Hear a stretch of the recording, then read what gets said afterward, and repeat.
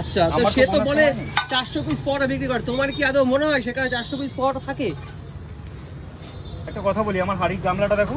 হ্যাঁ, এই গামলা, এক গামলা হাড়িতে আমি 18 কেজি ময়দা কাটতে পারি। হ্যাঁ। তাহলে এর থেকে বড় 2 গামলায় তরকারিতে কত কেজি ময়দা কাটতে পারে তোমার আইডিয়া বলো তো?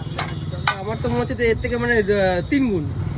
তাহলে হিসাব করে নাও, আমি যখন এখান থেকে বেঁচে যাই তখন আমি 18 কেজি 20 কেজি ময়দা বেঁচে যাই। এবার সে কত কেজি ময়দা লুচি পরোটা করে নিয়ে আসে? আর ওদের ময়দায় তো আরও, যদি আজকে নিয়ে যাও ওরা গ্যারান্টি দিয়ে বলে না পকেটে ঢুকে যাবে।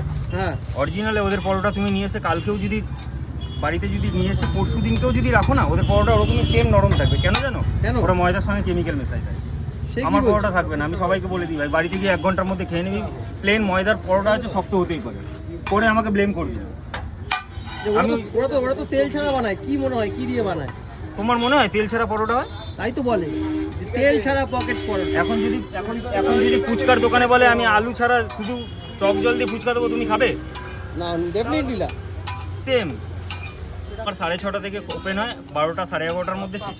আবার ঠিকানা একবার বলে দাও। গোলঘর জগদ্দল স্টেশনে নেবে, গোলঘর হাসপাতালের ঠিক অপোজিট সাইডে। এই হচ্ছে সেই পরোটা। হ্যাঁ। এইবার হচ্ছে হবে ড্যামেজ, তাই তো? হ্যাঁ।